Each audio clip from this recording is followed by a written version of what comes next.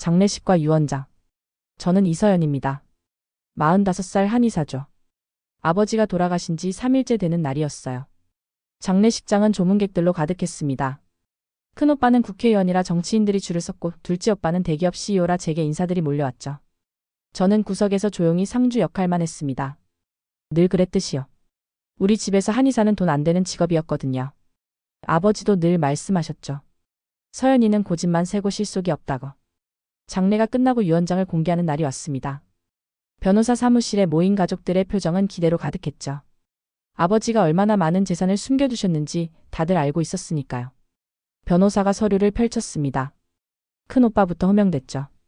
첫째 아들 이준호 씨에게는 강남 빌딩 2채와 현금 50억 원을 상속합니다. 큰오빠의 얼굴에 만족스러운 미소가 번졌어요. 옆에 앉은 올케가 팔을 꼭 잡았죠. 둘째 아들 이준석 씨에게는 회사 지분 40%와 여의도 오피스텔 3채를 상속합니다. 둘째 오빠도 고개를 끄덕였습니다. 예상했던 대로라는 표정이었죠. 그리고 제 차례가 왔어요. 변호사가 잠시 망설이더니 말했습니다. 막내딸 이서연 씨에게는 강원도 산속에 있는 폐요양원 건물 한 채를 상속합니다. 순간 사무실이 조용해졌어요. 큰오빠가 피식 웃었죠. 뭐라고요? 폐요양원이요? 변호사가 고개를 끄덕였습니다. 네, 10년 전 문을 닫은 요양원 건물입니다. 현재 시가로는 거의 가치가 없다고 봐야죠. 둘째 오빠가 저를 쳐다봤어요. 동정 섞인 조롱의 눈빛이었죠. 서연아, 뭐 놀랄 것도 없잖아. 넌 늘 별 볼 일 없었으니까. 아버지도 그걸 아셨나 보네. 가슴이 찢어지는 것 같았습니다. 30년 동안 아버지 곁에서 침 놓고 약 따리며 모셨는데 형들은 서울에서 1년에 2~3번 얼굴만 비췄으면서도 모든 걸 가져갔죠. 집으로 돌아오는 차 안에서 눈물이 났어요. 서러웠습니다. 한의원 월세도 겨우 내는 형편인데 폐요양원이라니. 차라리 아무것도 안 주는 게 나았을 거예요. 핸드폰이 울렸습니다. 큰 올케였죠. 서연아, 속상하겠지만 이게 현실이야. 내가 한의사 고집하지 않고 제대로 된 일을 했으면 달랐겠지. 받아친 제 목소리가 떨렸어요. 제대로 된 일이요? 사람 살리는 게 제대로 된 일 아닌가요? 그래봤자 돈이 안 되잖아. 너도 이제 현실을 받아들여. 전화를 끊었습니다. 분하고 억울했죠. 하지만 어쩔 수 없었어요. 이게 제 운명인가 싶었습니다. 쓸모없는 유산. 일주일 뒤 저는 강원도로 향했습니다. 폐요양원이 어떤 곳인지 직접 봐야겠다고 생각했죠. 내비게이션도 제대로 안내하지 못하는 산길을 한참 올라갔어요. 마침내 도착한 곳은 예상보다 더 처참했습니다. 3층짜리 건물은 덩굴로 뒤덮여 있었고 창문은 대부분 깨져 있었죠. 정문은 녹슬어 삐걱거렸어요. 안으로 들어가니 곰팡이 냄새가 코를 찔렀습니다. 복도에는 먼지가 두껍게 쌓여 있었고 버려진 휠체어가 여기저기 널려 있었죠. 병실마다 들어가 봤지만 쓸만한 건 하나도 없었어요. 2층으로 올라갔습니다. 한쪽 방에 오래된 한약장이 있었어요. 서랍을 열어보니 썩은 약재들만 가득했죠. 역시 쓸모없는 곳이구나 싶었습니다. 그런데 건물 뒤편 마당으로 나가다가 이상한 걸 발견했어요. 잡초 사이에 묘비가 하나 서 있었던 거죠. 누구 묘인지도 모르는 채 덩그러니 놓여 있었습니다. 가까이 가서 봤어요. 묘비에는 이름도 날짜도 없었죠. 대신 이상한 문구가 새겨져 있었습니다. 진짜 약은 땅에서 솟는다. 무슨 의미인지 알 수 없었어요. 아버지가 세운 건지 아니면 원래 있던 건지도 모르겠더군요. 묘비 주변을 둘러봤지만 특별한 건 없었습니다. 해가 지기 시작했어요. 으스스한 기분이 들어 건물 안으로 다시 들어갔죠. 3층도 둘러보기로 했습니다. 계단을 올라가는데 발밑에서 뭔가 밟혔어요. 사진이었습니다. 먼지를 털어내고 보니 젊은 시절 아버지 사진이었어요. 그런데 옆에 낯선 여자가 있었죠. 둘은 팔짱을 끼고 있었는데 아버지의 미소가 너무나 행복해 보였습니다. 어머니는 아니었어요. 그럼 누구일까? 사진을 주머니에 넣었죠. 뭔가 비밀이 있는 것 같았거든요. 3층은 더 황폐했습니다. 천장이 일부 무너져 있었고 비가 새는 흔적이 역력했죠. 그래도 끝까지 둘러봤어요. 마지막 방에서 또 다른 한약장을 발견했습니다. 이건 좀 달랐어요. 다른 가구들과 달리 먼지가 별로 없었거든요. 누군가 최근까지 만진 것 같았죠. 서랍을 하나씩 열어봤습니다. 대부분 비어 있었는데 맨 아래 서랍은 잠겨 있었어요. 힘껏 당겨도 열리지 않았죠. 주변을 뒤져 드라이버를 찾아 겨우 열었습니다. 안에는 봉투가 하나 들어 있었어요. 아버지의 필체로 제 이름이 적혀 있었죠. 손이 떨렸습니다. 봉투를 열었어요. 비밀의 편지. 편지를 펼치는 순간 눈물이 났습니다. 아버지의 글씨가 떨리고 있었어요. 아픈 몸으로 쓰신 게 분명했죠. 서연아, 이 편지를 읽고 있다면 넌 이미 많은 상처를 받았겠구나. 첫 문장부터 가슴이 먹먹했어요. 계속 읽었습니다. 내 형들은 돈과 권력을 쫓지만 넌 사람을 살리는 일을 택했다. 그래서 이 땅을 내게 맡기는 거란다. 내가 한의사라서 이 비밀을 지킬 자격이 있어. 비밀이라니. 무슨 말인지 이해가 안 됐죠. 이곳에는 세상을 바꿀 약이 있다. 단순한 건물이 아니야. 내 형들이 알면 탐욕으로 모든 걸 망칠 거다. 오직 너만이 이 보물의 진정한 가치를 알 수 있을 거야. 편지는 계속됐습니다. 지하실로 내려가 보렴. 북쪽 벽 세 번째 벽돌을 눌러라. 그리고 기억해라. 진짜 약은 땅에서 솟는다는 걸. 지하실이라니. 저는 아직 거기를 안 가봤어요. 당장 내려가고 싶었지만 이미 어두워졌죠. 손전등도 없었고요. 편지 마지막 부분이 제일 아팠습니다. 서연아, 미안하다. 살아생전 너를 인정해주지 못해서. 하지만 난 늘 내가 자랑스러웠다. 내가 진짜 의사란다. 주저앉아 울었어요. 아버지가 절 인정하고 계셨다니. 그런데 왜 말씀 안 하셨을까요? 왜 이렇게 돌려서 주신 걸까? 핸드폰이 울렸습니다. 둘째 오빠였죠. 서연아, 그 폐건물 봤어? 처참하지? 내가 알아봐 줄 테니까 헐값에라도 팔아. 관리비만 나갈 거야. 싫어요. 뭐? 지금 고집 부릴 때야. 넌 돈도 없잖아. 그래도 아버지가 주신 건데 함부로 팔 수 없죠. 둘째 오빠가 한숨을 쉬었어요. 정말 답답하네. 그래, 맘대로 해. 나중에 후회하지나 마. 전화를 끊고 편지를 다시 읽었습니다. 뭔가 있어요. 분명히. 아버지가 이유 없이 이런 수수께끼를 남기셨을 리 없죠. 다음 날 아침 일찍 다시 왔습니다. 이번엔 준비를 철저히 했어요. 손전등, 장갑, 마스크까지. 지하실로 내려가는 계단을 찾았죠. 4. 첫 번째 갈등. 지하실은 생각보다 넓었습니다. 콘크리트 벽이 사방을 둘러싸고 있었죠. 북쪽 벽을 찾아 세 번째 벽돌을 눌렀어요. 처음엔 아무 일도 없었습니다. 더 세게 눌렀더니 벽돌이 안으로 들어갔어요. 그러자 옆벽이 조금씩 열렸죠. 비밀 공간이 있었던 겁니다. 안을 비춰보니 또 다른 방이 나타났어요. 벽면에는 이상한 그림들이 그려져 있었고 바닥에는 한자로 뭔가 적혀 있었죠. 그런데 더 놀라운 건 방 중앙에 있는 우물이었습니다. 우물 안을 들여다봤어요. 깊이를 알 수 없을 정도로 깊었는데 바닥에서 희미한 빛이 올라오고 있었죠.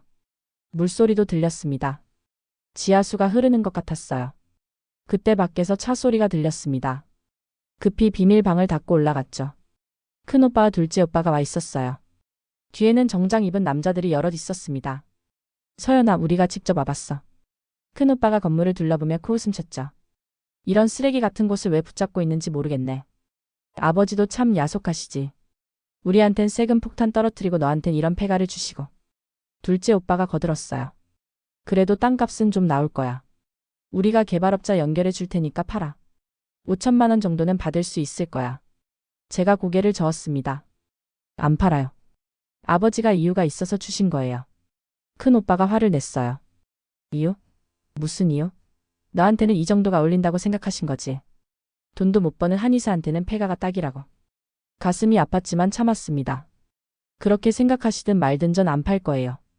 둘째 오빠가 위협적으로 다가왔죠. 서연아, 우리가 좋게 말할 때 들어. 이 건물 유지하는데 돈이 얼마나 들 줄 알아? 세금, 관리비, 수리비. 내 한의원 수입으로 감당 못해. 그건 제가 알아서 할게요. 형제들은 서로를 바라봤습니다. 그리고 큰오빠가 의미심장하게 말했죠. 좋아. 내 맘대로 해봐. 하지만 나중에 울면서 찾아오지 마. 우린 2번 기회 안 줘. 새로운 인물. 형들이 떠나고 며칠이 지났습니다. 저는 계속 요양원을 조사했죠. 지하실의 우물이 특히 신경 쓰였어요. 물을 떠서 조사해보니 일반 지하수와는 성분이 달랐습니다. 그러던 어느 날 요양원 근처를 산책하다가 할머니 한 분을 만났어요. 이르는 넘어 보이는 분이었는데 저를 보더니 깜짝 놀라셨죠. 아이고, 이 원장님 딸이구나. 서연이 맞지? 저는 놀랐습니다. 어떻게 제 이름을 아시는지. 네, 맞는데요. 할머니는 누구세요?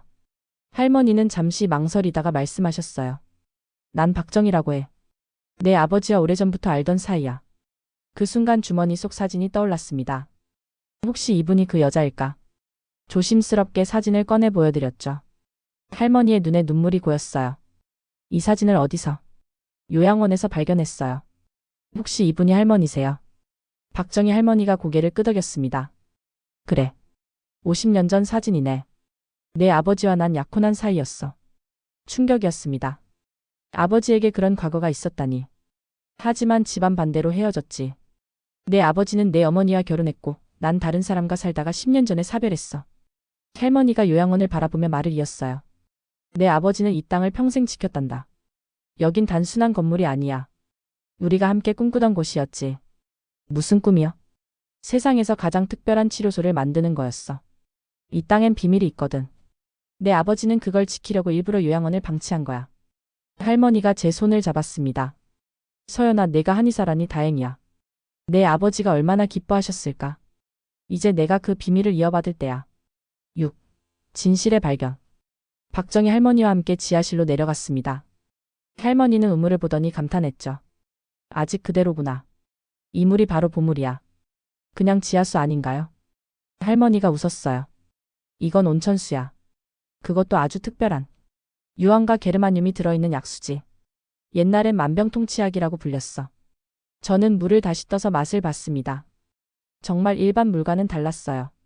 미네랄 맛이 진했죠. 그런데 이게 전부가 아니야. 할머니가 우물 옆 벽을 두드렸어요. 텅 빈 소리가 났죠. 여기 뒤에 더 큰 공간이 있어. 내 아버지가 봉인해둔 곳이지. 우리는 벽을 조사했습니다. 한참 만에 숨겨진 손잡이를 발견했죠. 당기자 벽 전체가 옆으로 밀렸어요. 안은 거대한 동굴이었습니다. 벽면이 반짝반짝 빛나고 있었죠. 손전등을 비춰보니 수정 같은 광물들이 박혀 있었어요. 이건 히토류야. 리튬, 코발트 그리고 의료용 게르마늄. 가치를 매길 수 없을 정도로 귀한 거지. 무릎이 떨렸습니다. 이런 보물이 숨겨져 있었다니. 할머니가 동굴 깊은 곳을 가리켰어요. 저기 봐. 온천수가 솟아나는 원천이야. 정말로 바위 틈에서 김이 모락모락 나는 물이 솟고 있었습니다. 온도를 재보니 42도. 완벽한 온천수였죠. 내 아버지는 이걸 지키려고 평생을 바쳤어. 개발업자들이 알면 다 망가뜨릴 거라고 했지. 이제야 모든 게 이해됐습니다. 아버지가 왜 이 땅을 제게 주셨는지. 왜 형들에겐 비밀로 하셨는지. 7. 역전의 반격. 발견한 사실을 비밀로 하고 조용히 준비를 시작했습니다.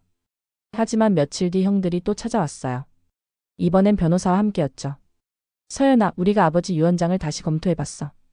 큰 오빠가 서류를 내밀었습니다. 내가 정신적으로 불안정하다는 의료 소견서야. 이 상태론 재산 관리 능력이 없다는 거지. 어이가 없었어요. 뭐라고요? 제가 왜 정신적으로 불안정해요? 둘째 오빠가 비웃었죠. 한의원도 제대로 못 운영하면서 폐건물에 집착하는 게 정상이야. 우린 법적 후견인 신청을 할 거야. 그때 박정희 할머니가 들어오셨습니다. 뒤에는 젊은 변호사가 있었죠. 이분들이 누구시죠? 할머니가 당당하게 말씀하셨어요. 난 이 건물의 원래 소유자야. 그리고 여기 있는 모든 권리 증서를 갖고 있지. 할머니가 낡은 서류 뭉치를 꺼냈습니다. 이 땅은 원래 내 것이었어. 내 아버지께 관리를 맡겼을 뿐이지. 그리고 정식으로 서연 씨에게 상속하기로 계약했어. 형들의 얼굴이 하얗게 질렸어요. 그리고 한 가지 더. 할머니 옆에 변호사가 태블릿을 꺼냈습니다. 큰아드님은 정치자금법 위반으로 검찰 조사를 받고 계시죠. 둘째.